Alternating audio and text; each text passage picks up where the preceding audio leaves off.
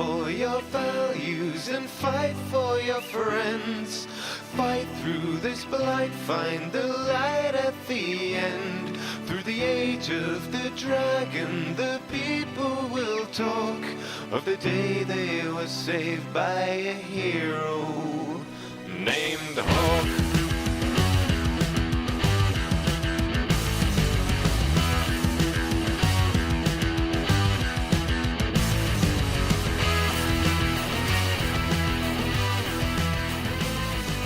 You're listening to Reignite, a podcast about how time passes but not much changes. I'm Frankie. And I am at AK Stormageddon. So once we've finished having this conversation with the Viscount, it's time to see how Kirkwall and our friends have changed since our rise in society.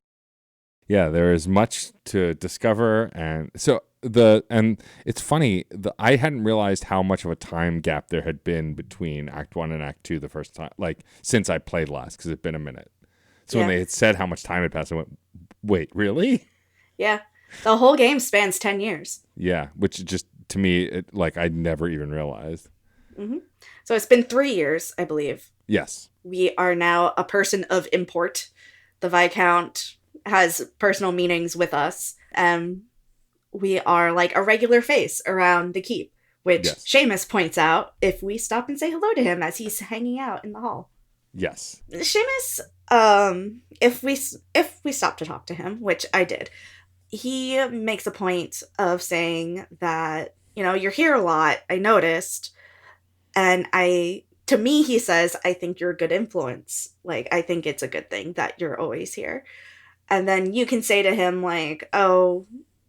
maybe you shouldn't, step out of line so much, or you can go the other way and be like, you're determined to be a thorn in someone's side. Good for you. Yeah, that's basically what I did. I was like, oh, thanks for the compliment. You're also an asshole. I'm glad we know each other. Yeah. Well, it's less of being an asshole and more of you're not looking to take the easy path or to let people be comfortable in their bigotry. Yeah, totally. So, which I really appreciate about Seamus because, he is next in line to inherit the keep and, his point of view would be a welcome one. Yeah. For the people of Kirkwall, for the Ferelden refugees, for the Canary who are forced to be there. I'm sure we'll get to see that. Yeah. I also put heavy air quotes around forced to be there. Yeah. I also took this opportunity to check in with Aveline because she's right there. Yep, made sense. She's right there. Why come back later? She looks really good as captain of the guard, I have to say. She's doing a good job. She's pretty much tearing into a recruit when we walk in. And it's funny, my conversation with her, I took this opportunity because she was, of course, complaining about the incompetence all around her, basically. And, or not incompetence, but how frustrating it is to deal with the bureaucracy. And she doesn't like the bureaucracy. And my hawk says, well, you could always just come work for me and we could just not have to deal with any of this stuff. And she's like, you've made this offer many times. And while, yes, the idea of all the action without the paperwork sounds great, I think I'm going to stay here. Yeah. She loves being captain. She loves taking care of her people. She does throw some shade at the Templars because she's like, I'm captain of the guard. I should be able to requisition a Templar. Yeah. And God forbid they have to do some work. So some Templar shade, which I thought was interesting, given who her husband was. Yeah.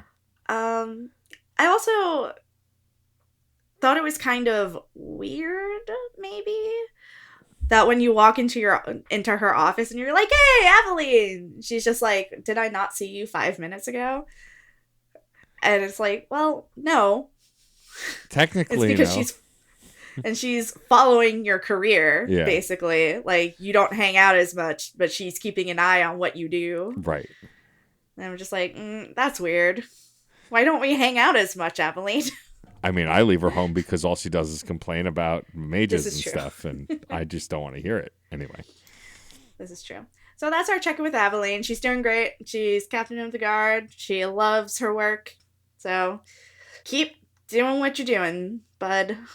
We should get to love our work as half as much as Aveline actually loves her job. On our way out, we run into another familiar face. Dear sweet Bowden. stops us in our track and pretty much uses this moment to, again, thank us for all we've done, let us know that we should head back to the keep. Not the keep, our house. Oh, to the house. Well, I consider our house a It's keep. not. To our home. I know. We have I know. a mansion. That's true. Bowden is telling us that we should head back to the house, and I immediately take this opportunity to go, you didn't have to run here and tell me that. You're not my servant. You're not my messenger. It wasn't about telling you. It was about the money right. he had on him. Right, because It was like, I'm not fucking carrying this any longer than I have to. yeah, because their sales had been successful based on the Deep Roads The expedition. treasure that we, Varric finally got the money. Right. But we make it pretty clear, I assume you did this too, that Bowden doesn't have to be our servant. And he explains that he owes a debt to us for saving his son and all of that. Yeah. He's a sweet guy. He and Sandal live with us in our mansion. Yeah. Well, we'll get to that because there's another check-in with Bowden at the mansion. Yeah. But, Speaking of, let's head over to the Hawk Estate. yes. For our episode of ATV Cribs. Yeah, I called it Kirkwall Cribs, but like it's basically you open your front door and then it's a cutscene showing you all the fanciness that's in your home, who's there, all the different stuff, and then it ends with you putting on a bathrobe, basically. Okay. Now, let's talk about how we feel about houses in In case you were wondering, this is now our HGTV show. Yeah. Where we talk about houses. So, it is just like a lot of unused space, and I hate it. Yeah. Oh no, it's a horrible setup. Also, why? Why is this? I also hate that they make Hawk put on this bathrobe and you can't change. There aren't options like there are in like Mass Effect for your casual clothes. Right. Like you can just only wear this one dorky ass robe that I don't want to wear. But you don't want to, like, be fancy free and show off your legs? No, not at all. Also, I think it's interesting that there are a bunch of items in your bedroom that you can click on that are related to different companions that you talk about. But I wish the audio mixing was better because basically the volume is at a mumble and you can't really hear what Hawk is saying unless you turn the volume up really high. But yeah, and then basically as soon as we leave our bedroom, we are confronted by our good friend Aveline again. Oh, yeah. Which was kind of annoying because I'm like, I want to look around my house. I don't want to talk to you. Yeah, didn't I just talk to you? Didn't I just see you? Why couldn't you have told me this when I was in your office 2 minutes ago? Yeah, but apparently, I can't remember the other Templar's name who was investigating. Emmerich, right. Emmerich, the murders that Emmerich was investigating, there have been some new trails, and he's kind of been annoying about it, and Eveline's like, please do something. If it turns out that these threads do actually lead somewhere, then you can be helpful and do something about it. And if they don't, it still gets it off my back. It actually makes me really angry. Yeah. And of course, my response was, so I get to do your job for you now, too? It makes me really mad because Emmerich had valid clues. Like, we proved that something happened. Yeah. You know? And she says that she followed up, but it doesn't lead anywhere. But I don't really believe that. Me neither. It sounds like she's just handing this off because she doesn't think it's real and doesn't want to deal with it. And it makes me angry. She says, like, not every disappearance has to be a murder. But, like, why aren't you investigating these other disappearances? Yeah. Like, why are people disappearing in general, Aveline? You're captain of the guard. You're supposed to be taking care of people. Yeah. And it feels too real because police never follow up when a woman or a feminine presenting person is being stalked and harassed until it's too late. Yeah. Like, you hear about women being murdered and then find out that they've been filing police report after police report about this person, and the police just never did anything. And it makes me very angry, and it makes me hate Aveline a lot. Yeah, I mean, I'm not particularly fond of her to begin with, but it's definitely frustrating. It's clear, whether intentional or not, that this is pulling from real life sources and is pretty prescient now at this point, even more so, of an authority figure not wanting to do anything about a clear problem that everyone recognizes except them. Yeah. But she hoists this on us and then claims to not make that she won't make a habit of it, which is like, I don't know that I believe that either, because I've done so much for the guard, I've done so much for the city. I'm taking care of everyone's problems. That's Hawk's job, is taking care of other people's problems. So I don't know. I'm not sure if we're supposed to hate Aveline. I think I just personally do because of my experience with this kind of content. Yeah. But yeah, like, I think it is intentional to make you think of this real life parallel. Yeah. But I'm not sure if the goal is to make us distrust Aveline or not. It's also interesting because Aveline is femme presenting, is a woman, and is still being dismissive of this, which I think is also interesting. And I think that's also one of the reasons why she frustrates me so much. Right. Because I'm like, you of all people should know, like, you should know just exactly how dangerous it is to be a woman. Yeah. But neither here nor there. She gives us that task. Yeah. And then we can turn and see Sandal and Hercules. And what is your dog's name? Otis. Otis, or Sandal and Otis, having a grand old time barking at each other in front of the fireplace. I do approve of the fireplace. Yeah. So our dog can have like a really comfortable place to lay. So I approve of the fireplace. It's just, it feels so cold and just, I hate it. It's so minimalist. Yeah. I'm like, where's just like, why don't you have couches for your friends to hang out? You have at least 6 friends. Yeah. I mean, the real answer is because they didn't consider building this out because they were tight on time and resources. So this was not important. But yeah, as a home, it is not a very warm or inviting home. If we choose to, I do love the massive library, though. The massive library does rule. If we want to here, we can choose to talk to Bowden and Sandal again, and this is where we can find out that Sandal is not actually Bowden's son, but just I think we knew that, though. So we, the players, knew that. We know that. Yeah, you and I know that. Our Hawks did not. Hawk did not know that. So as a reminder to the audience, Sandal was a dwarf that he found in the Deep Roads. Doesn't really know where he's from and has always had the ability to make these enchantments. It's just kind of how he lives. I do like at this point that Sandal does then, out of the blue, in the middle of a conversation, go, I want some pie. It's like, me too, Sandal, me too. Yeah, I get you, Sandal. I personally don't like pie too much, but I understand the sentiment. I understand. I want more Sandal lore. Me too. Which, spoiler, we don't get much of after this, but we'll talk more of that. Yuri! I mean, I find it hard to believe that it's Yuri Lowenthal's fault. No, it's not Yuri's fault, but that's the only person that I can personally blame. That's fair. That's fair. I choose to blame Yuri. Yeah. Because I have nothing else. Yeah. And you have Leandra here. I didn't actually talk to her when I was in the house. Did she have anything of import to say? Well, we get clarification that it's actually the former Amel estate. We bought it back. Right. And I'm sure she said something similar to Male Hawk, but she says that she has to busy herself in picking a husband for me. And I'm just like, oh, no, thank you. Pass. Hard pass. And she starts to ponder if she should remarry. You know, she's not that old. And she now has, like, a social status. Right. So she would be, like, safe and secure if she were to, you know, seek that out.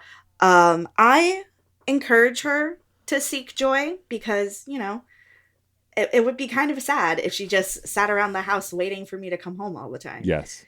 Also, you know, she should go out and meet people. Also, just because she's shitty to us doesn't mean we have to be shitty to her. Yeah, like, I don't like her as a parent figure because I think that she places a lot of value on the twins. Yeah. And forgets that Hawk is also her child. Yeah. Like, Hawk is the oldest and feasibly the reason why you had to leave Kirkwall. But like, this is your firstborn child. Maybe stop being an asshole to them. Yeah, more on that later. Yeah. Okay. Let's see. We have a big library, which is a true sign of wealth. Obviously. It's the most important sign of wealth. Yeah. So that is our house. Thanks for coming to this episode of Kirkwall Cribs. We're glad to walk you through it. I like ATV Cribs, Adventuring TV. Ah, I see. Instead of MTV. See, what would have been funnier is if we came up with a different word for the M in MTV. Oh. But I can't think of one. Magic TV. Yeah, Magic TV. I mean, that would be true for me since I'm a mage. You are a magic boy. I am. With an I. Yes. B-O-I. Yes, I got it. Okay. And then we go visit our friends. Yeah, so we go to Fenris first, and because he's our neighbor practically. Basically, yeah, we live in the same town. And when we walk in, he's with it's funny. So for those listening, Frankie posted a comic in our Discord in the BioWare channel, and it made me laugh just because it's funny. But I didn't realize it was an actual replication of this scene where you walk into Fenris's house. Fenris and Isabel are talking, and she asks why he sticks around here. And he goes, because I like the view, as you're walking in. And then she winks at you as she's leaving. And so it's literally just a direct, like, I do think in this scene he is actually talking about the view of the city. But I do think it's very funny that comic took what wasn't really that far of a leap from this scene. Yeah. And then you walk in to have a chat with Fenris after Isabel leaves. Here comes the view. Here comes the view. And you get to talk with Fenris about building a life. Like, what does he want now that, because he brings up that we still haven't found the mage that did this to him, and Daenerys, thank you. And he's frustrated. He's like, I guess I give up. Like, if he's not been gone this long, and you have an opportunity to like kind of point him a direction of what you think he should do, because he feels lost at this point. Yeah, he asks us, what do you do when you stop running? And I'm sure you said something similar. You build a life. That's what I said, yeah. Yeah, because that is what you do when you stop running. You stop, you look around, and you start living your life. Yeah, and he talks about how he feels it's hard to do that because he doesn't really have a life, because he can only remember the day these tattoos were put on him. He has no memory of his life but before his servitude. Did you do a little flirt? I did not. I did a little flirt because I love flirting with friends. I know you do. It's fun. I typically do too, but this will come up a couple of times. It didn't feel right with certain characters for me, so I didn't do it. Okay. But yeah, and then after that, you have an opportunity to flirt, and then it's just a short chat about building Fenris's new life here in Kirkwall. Yeah. So Fenris is still kind of waiting for the other shoe to drop as far as Daenerys is concerned. Which totally won't happen. Still happy to wait around. Okay. Varric and Isabella both hang out at the Hanged Man. Yep. I spoke to Varric first. Same. And he talks about, like, basically asking, what are you going to do now that you're the biggest mucky muck in the town? You know? What'd you say? So he's like, so you could probably go home if you wanted. And I said, yeah, but I could never leave you, my friend. You'd be so sad without me. How would I sleep at night without my trusty dwarf? And he's like, don't get mushy on me. Enough of that crap. One of the things that you can tell him is you could tell him that you're considering going into politics. Yeah, which I did not, because why would I want to do that? I did, because I think it makes sense for my hawk to get involved in politics. Okay. Because being a person of a certain amount of privilege, it makes sense to use that privilege to help other people. Yeah. Like, maybe Hawk can start using that privilege to make a difference as far as the Mage and Templar situation is. Yeah. And also already using our privilege to help with the Canary. and make life better for Ferelden refugees if possible. Yeah. I'm not sure if you see it any similarly being a mage. I don't. In fact, I see it the opposite. The reason I wouldn't get caught dead in politics is because I'm a mage. And it would expose you too much. I have less privilege than you do in this world because I am a mage. And that'll actually come up in our Anders conversation in a few beats, which I'll mention. But like, I pretty much would never go down that route as my hawk because it would expose me and my family too much. And because we were mages and had mages in our family, it would just be, I think, a touch more scary to approach that. I think that's totally valid. I think a non-magical hawk maybe has more of a responsibility in that way, especially if your sibling went to the circle, either as a Templar or as a mage. Yep. And also when we walk in, Varric is dealing with Anders being harassed and protecting him, and I'm just like, my sweet little friend, taking care of my other sweet baby. You all love each other so much.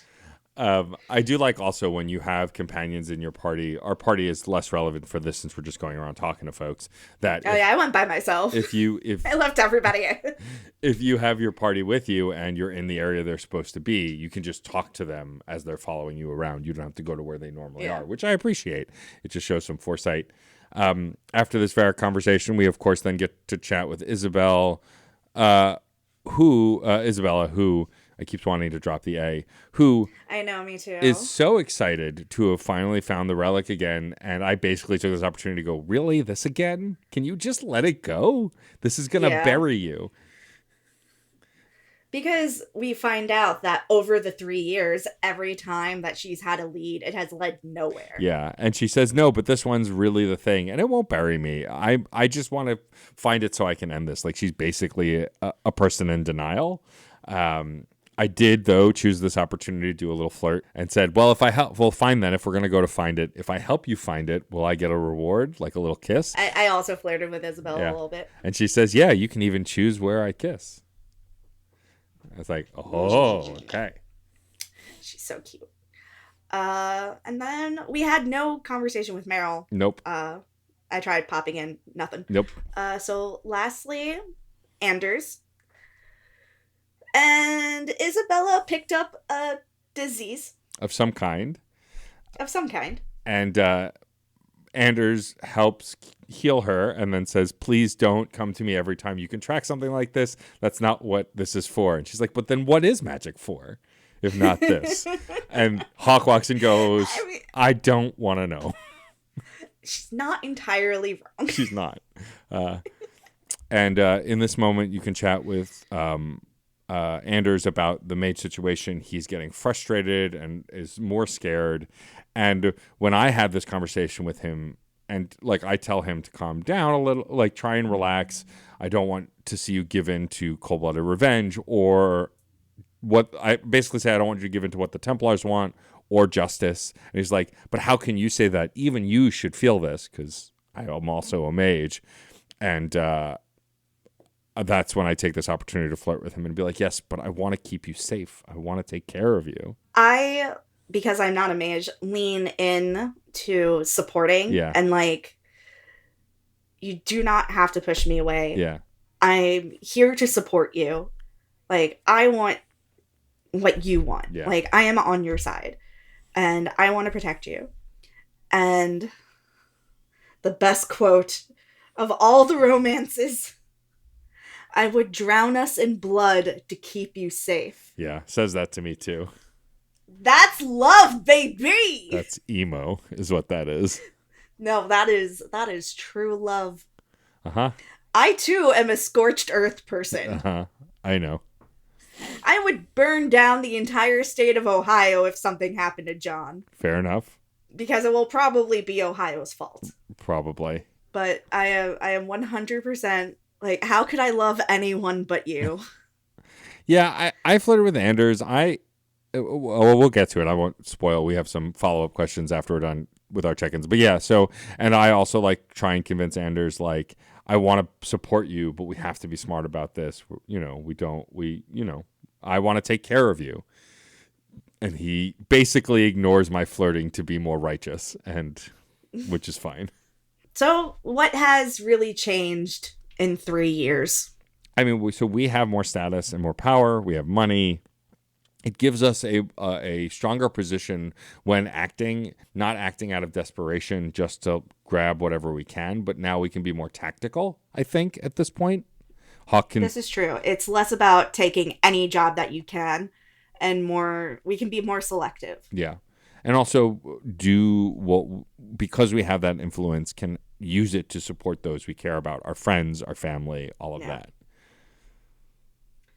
I find it interesting that Anders has gotten way more intense while Fenris has relaxed a lot. Yeah, it's strange. Like, Fenris is a little tense because he can feel something looming on the horizon. Right. But he's been waiting for 3 years.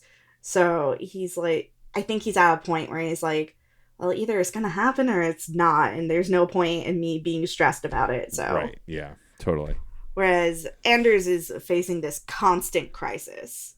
Yeah, totally. And then we have folks like Varric and Isabella, who both seem kind of unchanged by everything, still kind of on their path, Isabella seems more desperate. Isabella does seem more desperate, but like that's a heightened effect of her already existing personality and demeanor.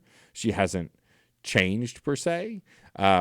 And Varric I don't think she's really changed. And Varric is still Varric. Like, I think Varric will always be Varric. He's kind of he's nonplussed by a lot of things. He's the coolest of cucumbers, as it were. He's difficult to shake, yes. Also, we didn't talk about our favorite terrible uncle. Oh, because I ignored him completely. Gamlen didn't come with us. No, yeah. So, Gamlen's still in Lowtown? Probably. Not my problem anymore. I think it's kind of sad.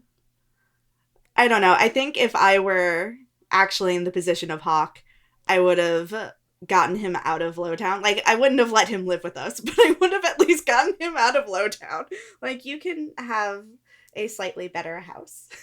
Yeah, I mean, also knowing you as well as I do, while you are a scorched earth person, you also, when it comes to family and some friends, are endlessly forgiving beyond probably any normal human's capacity. So... Slightly changing a little bit. Yes, correct. But it turns out that there is a limit to how much I will forgive. Yeah. Took you a while to get there, but... Side note, I did buy a Mother's Day card, but it is blank, and I may just mail it out like that. It says simply, Happy Mother's Day. No other information. Yeah. I mean, you would have to put your name on it so she knew who it was from. And I would put my name. Correct. Not the name she wants me to. Correct. So, but, like, I just think Gamlen's sad. So it's less out of, like, forgiving him and more out of, like, you're pathetic. Yeah. And that makes me feel bad. Yeah, and I need to feel good, so here. Yeah, exactly. Like, I just can't live with this. Yeah. Yeah, I feel like the people of Kirkwall are also more tense. Yes. Well, because also when we talked in the last episode to the king, the Viscount, whatever his name is. The Viscount. The ruler man. He basically said we're still in a stalemate with the Qunari. They haven't moved. They're quote unquote waiting for their ship to come. And like it is clear that by 3 years, the way he talked about it, like he expected some kind of something, resolution, movement, fight. Like he expects it to boil over. It's clear that he is scared that tensions will burst soon because it's gone on longer than he expects. And he's not wrong. No, for sure not. Like, I don't know. I think it would be different. And he even says this, like, it's different if they wanted something, but they don't want anything. They just sit there and stew, basically. Yeah. And I think if they were trying to integrate with Kirkwall society, if they were, like, looking for work the way Ferelden refugees were, if they were just trying to live lives that are comparable to Kirkwall society, then it wouldn't be so stressful. But because their culture is so different and so alien from anything that Kirkwall is familiar with, it's just too different and it's too scary because this not knowing is the real horror. Yeah. Well, right, and there's a fear in the unknown, which is pretty normal, and I think it's where the Viscount is at this point. It's like and why he begs us to use whatever connection we have to find out more, try and help, because he's at a loss at this point. And like, I don't love the Viscount, but he doesn't seem like a terrible man. Like, he's definitely compromised, but he doesn't seem malicious. He seems like he has some sense. Like, I don't think We'll that see he's as out time to goes on. intentionally hurt people. I think he is. No. He definitely has the interests of higher society at heart, Yes. but not in a I'm going to twist my evil mustache. Yeah, he's not a cackling villain, but he definitely has priorities for sure, but seems somewhat reasonable in conversation on some level at least. I don't think he's a great man, but I don't think he's a terrible man. Right, correct. Basically. Okay, and who has your eye so far? No one, which is weird to say. Interesting. So it didn't feel right flirting with Fenris. That could change. I can't flirt with Varric, which is the game's This is true crime. a crime, But yes. But we've banged that drum pretty much since the game because started. we can't bang that dwarf. Right, and we will continue to do that for the next 3 games, including this one. But anyway, Isabella is my old flame. Like, I romanced her in my last playthrough, so it felt pretty natural. Also, I do like her as a character. And like Anders, I like Anders as a character, but I am conflicted about him. I know he's your Garrus Vakarian. He's your true ride or die, and so I know where you're headed. But for me, I don't know. There's something about him that still kind of rubs me the wrong way a little bit. I think it Which, makes sense. to be fair, right, like there are character flaws with Anders. Yeah, like he's an extremist. For me, I like that he's passionate. I like that he is inspired by a cause and it means something to him. Like John would be so pissed to hear me say this, but there's a similarity between Anders and John. Sure, absolutely. Like, they're both... I can absolutely see it. Yeah, like, they're both passionate people. They're both, like, not righteous, but they care so deeply about their community. And they fight so hard against the people who have wronged their community. Yeah. And I think that Anders just has that quality that works for me in a partner, and yes, like I said, he is an extremist. He is definitely more intense than John in a lot of ways. Like, there are things that Anders will do that John would never do. Right. But I think that is because Anders is in so much more deep of a situation right than we are right now. And I think we are getting towards that even. Right. And like, I think the reason that my character, the way I'm playing him, feels more for Anders is because I am also a mage. I know the struggle that he goes through. It's funny because, like, for me, things that have led me in directions are personality traits that are shared by my partner, but I haven't really found that. We can rag on me later about finding it in the Veilguard and more about that later. But like, it's like to a cliche T that everyone else had to point out to me, but me. But like, I don't know. They're none of the characters that really jump out. Like, I love this game. I think it's my favorite of them, narratively, character-wise, broadly. But yeah, romance-wise, like no one kind of jumps out with me. But I kind of felt that way about the first game also. Like, coming to Zevran was like, it took a time in the same way like coming around. It took you a minute. Yeah, and so I think that maybe through Act 2 I'll figure that out more. And also, again, I haven't partnered with Fenris much, and I'm going to do that more in Act 2. And so spending more time with him may also change that. So yeah, so far nobody, and like, I like Meryl as a character a lot, but she reads as a child to me. I don't know how old she actually is, but like... Well, she's definitely of age. Right, of course. But like her naivety, her chipperness, like reads as is young girl coded, even if she is obviously not. Plenty of I think that older will change for you with her personal missions. I think so too, because I like Meryl a lot too. I think as a character wise and personality wise, I like her a lot. But it's just like she's got a little sister vibe to me right now. That's valid. I think that comes a lot from her inexperience with the big city. Yeah, But if you were to be interacting with her entirely within like Sundermount with the Dalish, she is so much more comfortable and so much more like deeply entrenched in that society and more right, knowledgeable that I think she wouldn't come off as quite so young and naive. So I think right. that naivete is really because she's so unfamiliar with like living in a city. Yeah, totally. And like some of it reads as a total dork as well. Like when she's flustered every time you come over because she swears that her house is clean sometimes, just not when you're there. So yeah, so we'll see. So there could be more there because I do want to get to know Meryl better as a character also because I feel like I didn't take her around much in my first playthrough. Mostly because she's not a healer, though I suppose I could respec her to be a This healer. is true. But You could do that. which maybe I'll do. We'll see.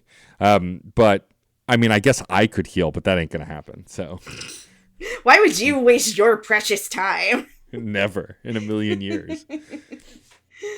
I am, though, the next combat going to try the thing we talked about where I have Otis tank and not bring any other warriors. Just bring like 2 mages and a rogue and see if my good boy can tank for us. So we'll see. So that is kind of it for the discussion. Was there any fan mail that you wanted to highlight from? I'm pretty sure Callie wrote something. Let's check. Yes, Callie does have a ginormous message about the Deep Roads Expedition episode. We'll read some highlights because this is a longer one. But Callie does share our thinking on Leandra, saying, glad I'm not alone in thinking Leandra is a bad mom. Mum, M-U-M, the British mom. Was not confident making that argument yet, but pleased to know the two of you did. The team choice, Deep Roads are dangerous enough that I would rather not go myself. If I must, I am bringing the allies who give me the best chance of surviving. That means former Grey Ward and Aveline, no matter how badly Carver wants to join. Interesting. Let's see what else. Extremely valid. Yeah, totally. Absolutely. I wanted to bring my boyfriend and also my little sister who's like my teammate. Like, we are a team. We stand united. Yeah. As far as the hunger demon, if one is enough of a lawyer about it and prepared for possible betrayal, I am not opposed to dealing with demons any more than the average Hightown capitalist or politician, which is valid, like totally legit. But I am not going to agree to do anything without all the details being made explicit, and telling us for free that the key exists somewhere around here made me decide to just find it myself, which basically is where we landed as well. Yeah. Intergame connections. Good point that a focus on connected events rather than people would probably help significantly with finding a balance that works better for more players. Excited to see the ones in Veilguard eventually. And lastly, any chance of Nazi fighting becoming a regular segment? I mean, I'm happy to recommend any games that require you to fight Nazis anytime. I'm trying to remember what... Like, I'm always down to fight Nazis. Did we talk about fighting Nazis? Yes, I promoted Punzer Nazi Month on the Still Loading podcast last episode. And they're covering a bunch of video games where you punch Nazis. Well, the original Wolfenstein 3D, Medal of Honor, one of the Medal of Honor games. I have a terrible memory. Yeah. Yes, correct. And I must have recommended Under the Same Stars along with that. Yes. That also took place in World War II. Yeah. So that's what inspired me to mention that podcast is you brought up the book first. And then I was like, oh, actually, I do have something to promote. There we go. Yeah. All right. Fandom Corner? Shall we? So in the spirit of today's episode, I'm going to recommend to you a game this time. instead of a book, I'm recommending Marvel Midnight Suns, which is a card strategy game that I am terrible at. But it has a social mechanic. I am so awful at this. I click. I'm like, which one does the most damage? I do not care about buffs. I do not care about anything. I'm just like, hit him. Just hit him and be done with it. Why are you back up? I hate you, Venom. You can't hate Venom. Venom's perfect. He's I my hate son fallen and my Venom, boyfriend. okay? Apparently Okay, we fair enough. become friends with Venom at some point, but I Yes. hate fallen Venom. Fair enough. But there's a huge social mechanic where things will go better if you build your friendship, and you can hang out with different members of the Avengers and the Midnight Suns and give them gifts and just build up those friendships. There's no romance, though, which is a crime. I would like to kiss Magic, even though they animated her face very weird. I have not played yet, so I Like, I it have this looks- game. I just haven't played it. It looks like they illustrated her face on, like, a static screen and then just, like, highlighted it, copied it, and pasted it where her face is supposed to go. It looks so bad compared to all the other faces. Like, Nico's face and Robbie's face look very, like, smooth and well designed. Yeah. What did you do to Magic? Why do you hate her? Well, this means also if you're playing Midnight Suns that you are hanging out with our good buddy Yuri Lowenthal, who voices Spider-Man in that one. Yes, I recognize the voice. So Spider-Man, who is very adorable, and I'm like, why can't I just give you a little smooch? Just a little smooch. No smooching Marvel characters, not allowed. I want to smooch all the Marvel characters, except for Tony. Nobody Tony's a wants to little smooch annoying. Tony. He's also a terrible human, but that's neither here nor there. Oh my god, Tony pulled some shit I'm sure. with the boys. So, okay. There are like little clubs that form amongst everyone. So like there's a book club that Blade starts. There's a magician club that Nico starts that is technically called Emo Kids. Oh, nice. Which stands for something long that I cannot remember, but she engineered it so that way it would spell out Emo Kids. Nice. Because she's hilarious and she's my favorite person. But there's also Shop Class, where Robbie, Peter, and the Hunter, the main character, hang out and like design things and work on some new technology together. And Stark shows up and he's like, I'm just here to kind of hang out and just see what you're doing. Like, I do not want to take over your entire thing. I wanted to get out of the furnace and get away from Strange for 10 minutes. Like, please just let me hang out. And at first that's fine. But then he tries to like make things better without asking anyone. Typical he's like- Tony move. And he's like, why is everybody mad at me? I brought the good stuff. And, Gee, Tony, I wonder why. and everybody's like, because this is just supposed to be us hanging out and having fun and not a factory. Yeah. Like, we're trying to have a good time. And he gets upset with you if you tell him, like, Tony, you should, like, is your communicator broken? Because you could have texted us. And he's just like, why is everyone mad at me? Like, because you're dumb, Tony, that's why. It just makes me very angry at him. But everybody else is fucking delightful. Like, Carol is there, and Blade has a crush on Carol, and it's so cute. He starts a book club because he wants to hang out with her and talk. Amazing. It's so cute.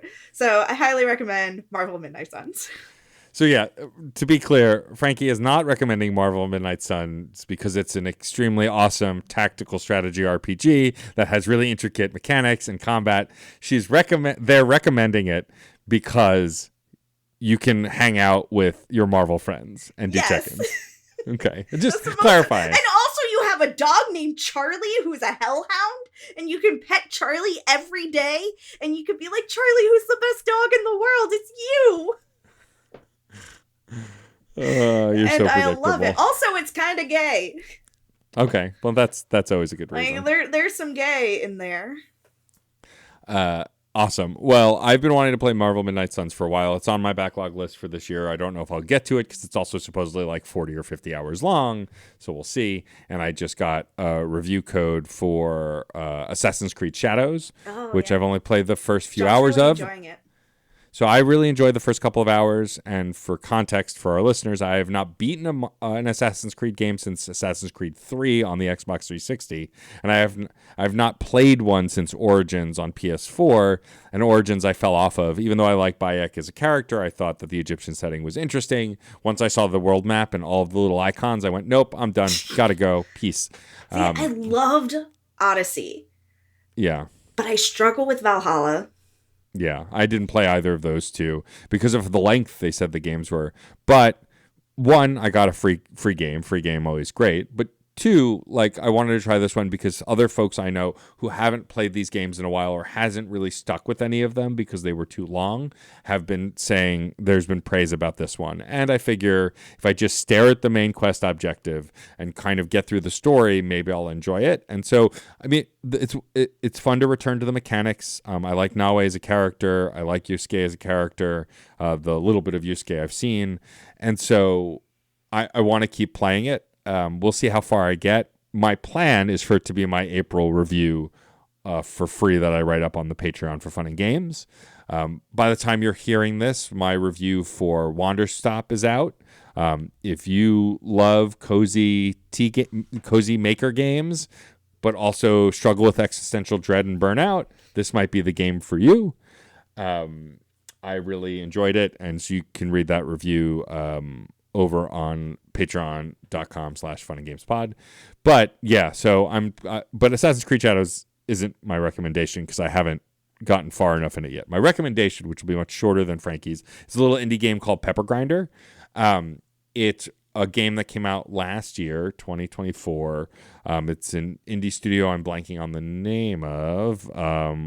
R-Etch is the name. It was published, of course, by Devolver Digital, and it is basically a drill-based platformer. The game has minimal narrative, but you are this young woman with a grinder, just a drill, and you use it to drill through the sand, through the dirt, through the snow, and you use it to do platforming. Like as you come out of mounds, you get momentum, and it's a momentum-based platformer that's really a lot of fun. The boss battles are kind of the pits. They're not really fun. They're really hard.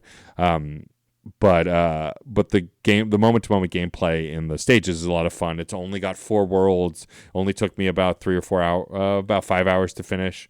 And I think it's only like $20. So if you're looking for a fun little platformer with really interesting mechanics, I can't recommend this one enough. It's probably the most interesting 2D platformer I've played in the last decade. Not the best, because I think there are others that do the whole picture better, but this one is definitely one of the better ones. And it's available on basically everything. It's on Windows, Switch, PS4, PS5, Xbox One, Xbox Series X and S. So you can kind of play it anywhere.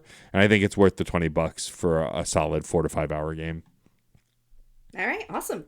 Thank you for sharing. Yes. Okay. So our next episode is going to be Black Powder Courtesy. Yeah, gee, I wonder what that'll be about. Definitely not about bombs. No, definitely not. And powders that go boom. It's actually about an eyeliner tutorial. Exactly. Yes, of course, the black powder eyeliner. How could I get confused? That's all we're going to do in the next episode on this audio medium is do our eyeliner together on a call. And well, we're going to talk about the process. Right, of course, that too. So play that mission, and we will see you back here in 2 weeks. But let's, do the promo thing and thank some folks and go home. I mean, we're both technically home, but that's neither here nor there. And then I have to go get a massage. You do that. I will, because my back has been killing me. Anyway, if you like what you heard here, you can follow us on social media. We're at ReignitePod on Blue Sky, YouTube, and Instagram. Or you can send us an email at reignitepod@gmail.com. You can also find us personally on Blue Sky as Frankie B. Rice and DJ Stormageddon. When you have a moment, please rate, review, and subscribe on your favorite podcatcher if you can. It helps us get seen so other people can find us. It really is the best free thing you can do for any podcast is go on to whatever platform you listen to the podcast on and rate and review it. It really does help the audience grow. We've gotten a few listeners to come hang out in the Discord who weren't there previously. So welcome to all our new chatters there. And it's fun to have conversations around these older games because to be frank, not a lot of people are talking about Dragon Age 2 these days. And so it's been fun to chat with folks about it. I will always be talking about Dragon Age 2. That's fair. You cannot stop me. That's true. I've tried. Why do you think we're doing this? Hoping to get it out of Frankie's system so they'll never do it again. No, it won't. It won't work. Unrelated, before I say the next thing that I'm supposed to say, I had sent a selfie to a group chat that I'm in, and one of my friends in the group chat had said, like, oh, cool, bonus points for N7 patch. I was like, you're not allowed to give me bonus points. I give the bonus points. I am the arbiter of Mass Effect related bonus points. Eat shit. Anyway. It's very aggressive. I am very aggressive. Well, that's like anytime anyone posts in Dave's Discord about Mass Effect, I use that Big Bird gif of Big Bird kicking in a door, like me showing up. Like, did someone say Mass Effect? Someone say Mass Effect. To the point where the other day, our friend in the community, Soccer, I think, pointed out when someone mentioned Chrono Trigger, I didn't post that gif. And they're like, what, no Big Bird door gif? And I went, oh, excuse me. And then did it. I was like, look, I'm getting old. I can't remember every bit I have. And Soccer was like, no problem. I'm happy to remind you every time. Every time Chrono Trigger comes up, like in any conversation, I'm like, Matt? Matt, are you here? Like, I feel your presence. Thank you. Did you enjoy that banter? I hope so, because you can find that anywhere on Certain Point of View, because we're part of the Certain Point of View network. Visit certainpov.com to find more nerdy podcasts, each with a unique point of view, and you can find a permanent invite link to our Discord server on the website. You can join the conversation and our witty banter. It's true. We do hang out there a lot, and by we, I mean mostly me and Frankie when they remember it exists. This is true. I have a lot going on. You do. You used to be a lot more active on the Discord, and you are from time to time. But come through there, hang out, chat. We have channels about video games, comic books, TV and movies. If you want my attention, just mention me. That's true. It works almost every time. I will arrive. Sometimes there's a 3 to 5 hour delay, depending on the time of day. But otherwise, yes. In my defense, I live in a different country. It's true. No, I live in a different country. No, I live in a different country. No, I live in a different country. Anyway, personal plugs. I'm still doing fun and games. As of this coming out, though, but not as of when we're recording, last week when we're recording, Alex Van Aken and a bunch of other folks over at Game Informer teased the return of Game Informer. I don't know anything officially. Yes. We're going to find out more on the 25th, which is 2 days from when we're recording. But I'm just very excited that it looks like, based on my own assumptions, I don't have any facts, that it seems like the original staff of Game Informer who got laid off when GameStop became fuckers wrestled it away from them and are going to relaunch. This is my suspicion, which more to come on that, just because I'm excited that another independent gaming outlet will exist again, because there's not enough of them. So I just want to acknowledge that here. But by the time you're hearing this, there'll be more news, and so we can get even more excited. Yay! You can find everything that I'm doing at djstormageddon.com.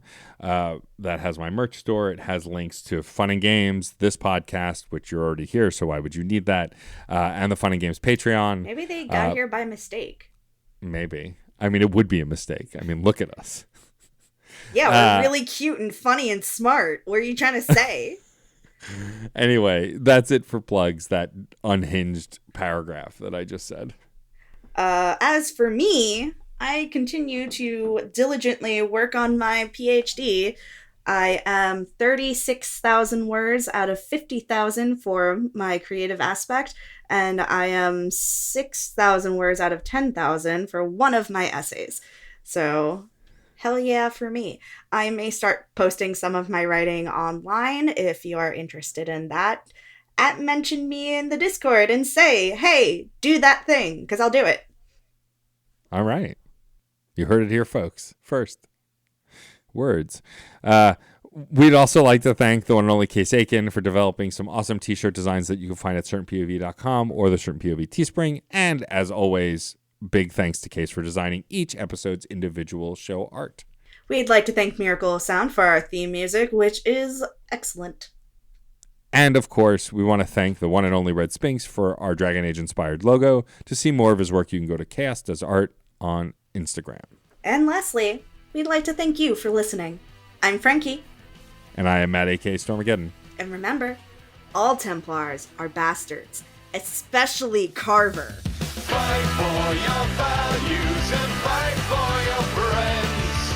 Fight through this blight, find the light at the end. Through the age of the dragon, the people will talk of the day they were saved by a hero named Hawk. Hawk, Hawk, Hawk, Hawk, Hawk.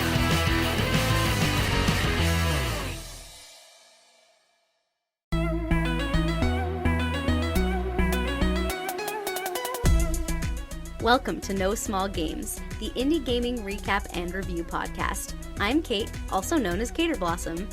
And I'm Emily. You might also know me online as The Specific Egg. And we met streaming and playing video games on Twitch. At No Small Games, we combine our favorite genres to experience everything the indie game world has to offer and share it with all of you. We believe there are no small games, only small game studios. Each episode, we'll choose one indie game that we each played separately and discuss our playthrough experience together. The good, the bad, and our most memorable moments. We'll follow our recap with a review and announcement of which indie game will be featured on our next episode. We invite you to play each game along with us and would love to hear from you about your playthrough experience. Hey, Kate. Hey, Emily. I hope that No Small Games brings everyone some big fun.